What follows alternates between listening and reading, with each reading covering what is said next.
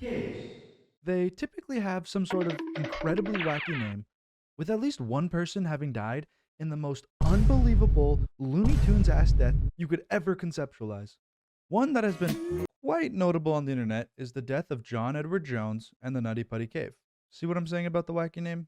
More famously known by this diagram here, Oh, hell no. this cave was originally explored back in 1960 by Dale Green and Friends, which sounds more like a shitty punk rock band than an exploration group, but hey, these cavers have already proved that names are not their strong suit. This cave system is in Utah County, Utah. Again, names, troubles. I ain't gonna lie, I'm getting cooked. The cave is actually called Nutty Putty because of a brown, silly putty-like clay in many of the passages. This clay is known as chert. I may have added this fact in just to further make fun of the ridiculous names in geology and caving, but can you really blame me? This genuinely sounds like my auntie trying to say shirt with the thickest accent known to man. I am under the water. Anyway, the massive 1,400-foot cave system starts with this tiny little hole in the ground. To most people, this would be taken as a sign to stay away and be cautious, but to cavers, this was just another absolutely epic challenge given to them by Mother Earth. I think Mother Earth personally puts these holes in herself to clean up the gene pool, but who really knows? According to the Nutty Putty Cave website, there were 4 separate noteworthy incidents of young men, mostly Boy Scouts, getting stuck in these caves before 2009. By the way, this picture is from the website in like 2008, thanks to the beautiful and sexy Wayback Machine. Mwah! The Chris's in 1999. 2 Chris's and their friends entered the caves on a fateful Wednesday at 9 a.m. Their intention was simple, to find and explore the birth canal. According to Chris 2, otherwise known as Chris Hales, we didn't exactly find it, I guess. They instead went down an unfamiliar part of the cave, and Chris 1, otherwise known as Chris Morrow, got stuck first, with 2 wedged in behind him. Here they spent what probably felt like forever joking around and praying. The friends they were with called the police and were actually able to pass through food and water to each of the Chris's. 15 long hours later, around 40 or so rescuers were able to gently pull at their feet and just wiggle them out. Chris 1's mom had this to say about the whole ordeal. I think he's learned he won't get into a tight spot again, which sounds like the most classic mom quote of all time. Chris 1 actually has since returned twice to the caves. In fact, he went to the opening of the spot where he got stuck just to see what feelings he would have. He says his stomach sank. The Boy Scouts. Next were 2 unnamed Boy Scouts back in 2001. While not much is shared about this story due to their age and privacy laws, we do have 2 articles archived about them. Thanks to climbutah.com for archiving both of these on their website. The Daily Herald had exactly this to say. 2 13-year-old Boy Scouts from Sandy spent about 4 hours trapped in the birth canal section of the Nutty Putty Caves in North Utah County Saturday afternoon. Utah County search and rescue personnel freed the boys who were tired and dehydrated. I do not want to talk too much about this, as obviously there is a reason their names were kept out of the media. The thing I am beginning to notice is that the caving incident again had to do with the birth canal. Brock Clark in 2004. Brock Clark was the lead spelunker exploring the Nutty Putty Cave with at least 5 other youths. Now check this out. He apparently ascended into a narrow vertical cave head first and became stuck upside down. Now, me personally, I'm not even sure first how these words can come together and make any sense at all. And second, how you can think of actually doing these things and process in your mind that it is a smart decision. Thankfully, he was rescued hours later, but rescuers did note that they had to push and pull him around 400 feet to safely get him out. I do recognize the fact that he was a 16-year-old kid, so I cannot blame him too much for making a dumb decision. In fact, these were all high schoolers or even younger so far. Just seems like it could only possibly be young kids who make these dumb mistakes. 23-year-old David Crowther, 2004. 1 month later, that's right, 1 month later, 23-year-old BYU student David Crowther got stuck in the Nutty Putty cave. To be precise, he got stuck on the way out of the caves. I'll actually just take his direct quote so you can know just what happened. There was just a really small opening.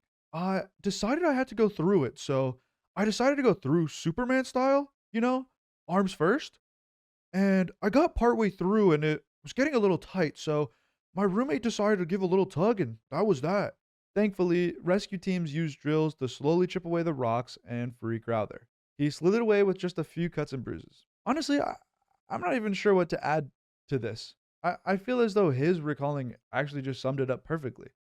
On top of all these nationally covered rescues, the Utah rescue team actually said that they get rescue calls like this several times a year. One of the less covered stories is the Y Mountain drownings. 4 young adults unfortunately drowned in a cave swimming incident in the Y Mountain, which, for those of you who don't know, it's really the only famous landmark in Utah, and it is the reason the university, BYU, is often referred to as the Y. BYU was actually going to officially purchase this property in 2006 for their 100th year anniversary, but held off till later due to these 4 men and women tragically passing. I have only seen one mention of the passing by BYU, and it was in 2005. I believe that this story has unfortunately been buried, allegedly, and I think it's important to at least mention. Fuck BYU. Due to all of these events, in 2006, there was finally a real effort put in to first study the cave, and second, severely limit the number of people allowed inside the cave. At this point, it was apparently estimated that the cave had over 5,000 visitors per year. And I know I am not the only one that thought this was probably close to the total amount of people who actually live in Utah. Well, actually, this is only 0.2% of the Utah population. Shut up, nerd. Due to the immense popularity of this cave, there was a section that was clearly becoming more and more dangerous. It was a room that was sloped at 45 degrees, aptly named the Big Slide. As more people caved or spelunked, this feature was getting more and more smooth, so much so that it was predicted that a fatality would occur because of the Big Slide. So, as mentioned earlier, due to all of these concerns, on May 24th, 2006, they gated all entrances to Nutty Putty Cave, and a few months later, it was officially closed. It stayed closed and incident-free for around 3 years, until May 2009, when a cave management plan was signed by the Timpanogos Grotto. Grotto? The Timpanogos Grotto was a part of the NSS, or National Speleological Society. Oh, you don't know what speleology is? Dumbass. Who doesn't know what that is? You're actually so dumb. Oh my god. I know what it is because I am smart. Speleological is the study of caves. Wait, seriously? Who is coming up with these names for things? Why do we as humans find the need to complicate everything to this point? They're all so stupid or nonsensical. Oh. Anyway, where were we? Oh yeah. So in May, the Timpanogos Grotto created a cave management system to ensure the best safety for the cave and the people entering. If you wanted to visit the caves, you had to book a permit 21 days in advance. The cave was also limited to only one group at a time. The gate was kept in place to ensure these strict regulations were followed, specifically to ensure it was only prepared cavers who could make their way in. Or a good locksmith? Arguably, the most important step in the system is that there had to be a minimum of 2 experienced cavers in each group to ensure the safety of everyone. The system also apparently had equipment requirements, but I can't find a direct source stating this. Editing me here. Literally just found the source to this, thanks to the always sexy and beautiful and amazing Wayback Machine. Shout out. Anyway, there you go. My fault. Let's get back to the video. All right. Apparently at the time, some BYU students strongly disagreed with this, with one Ryan Swan saying this. I've heard that thousands of people visit that cave every year, and out of those thousands, Only 2 or 3 have ever had problems or needed to be rescued. I just don't think it's worth it to punish the vast majority for a few unprepared idiots. So, the Nutty Putty Caves were back in business, baby. With all the regulations now in place, The cave was safer than ever before, and nothing could go wrong.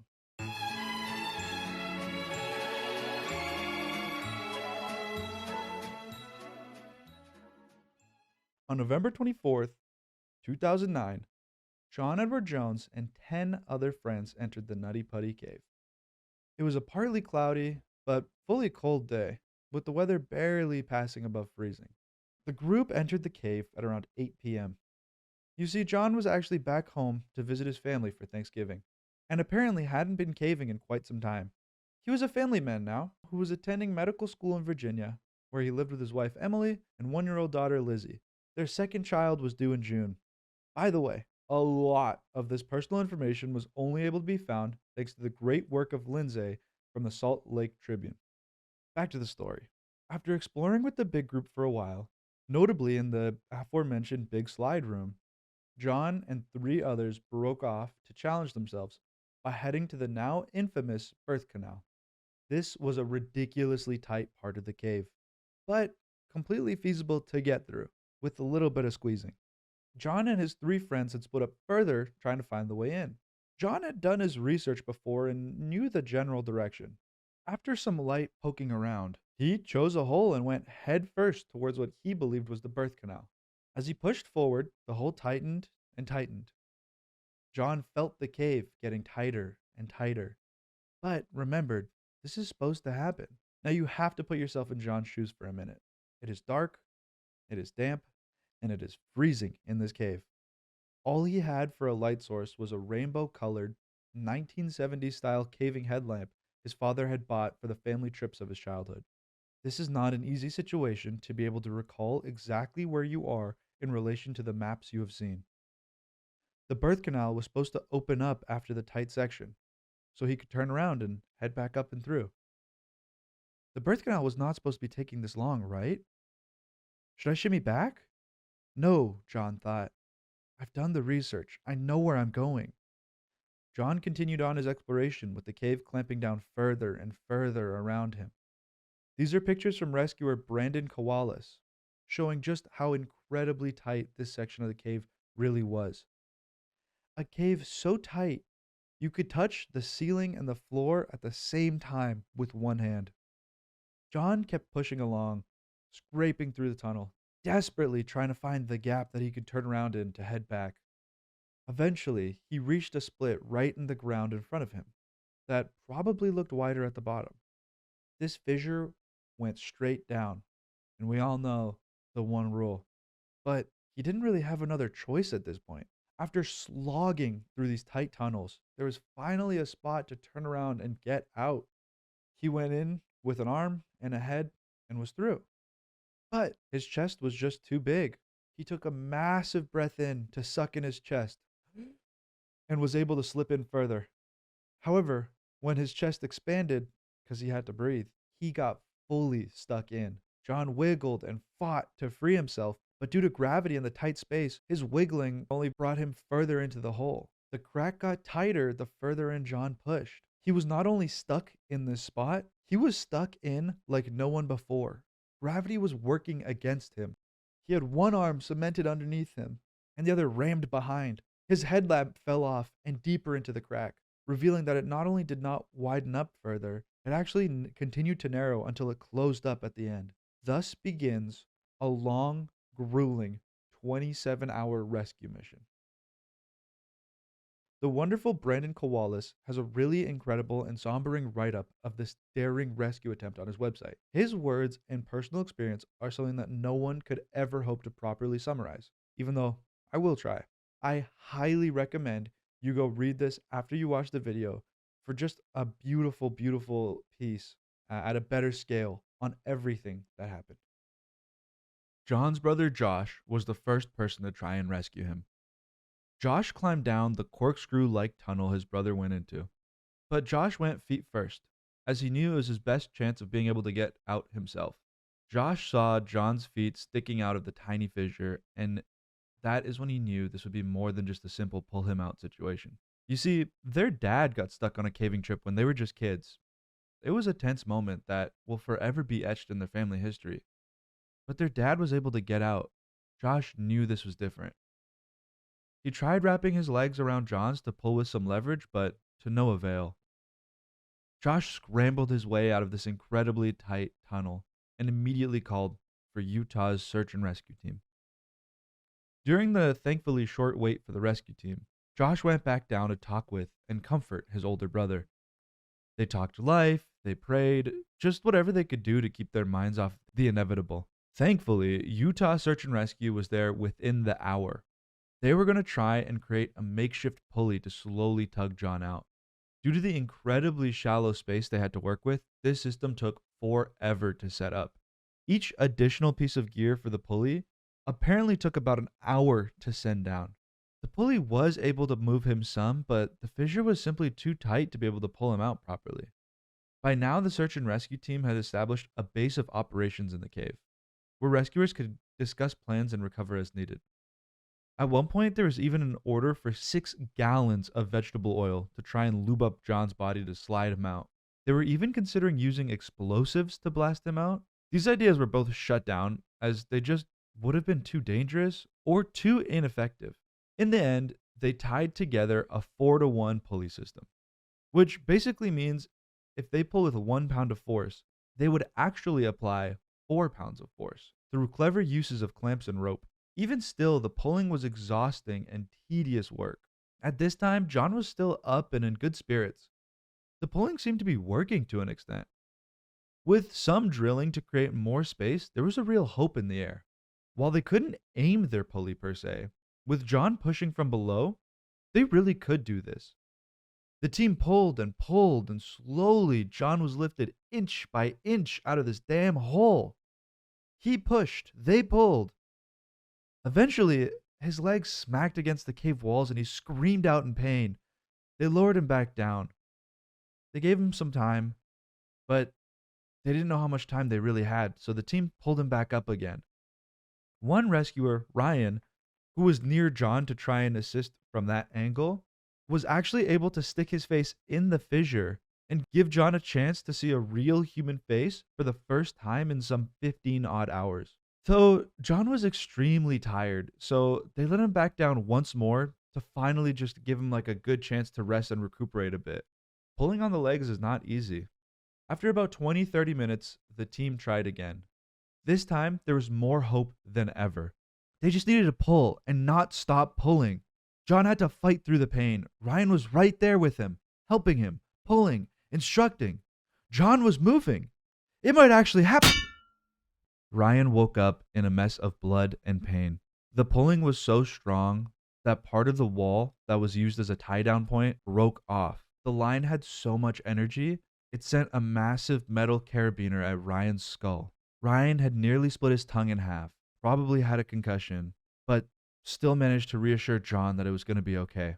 Ryan left the tunnel to receive medical treatment and actually had his father, also a rescue worker, go down just to be with John. The rescue team had been down in the caves for way too long, and they were all exhausted and mentally just beat.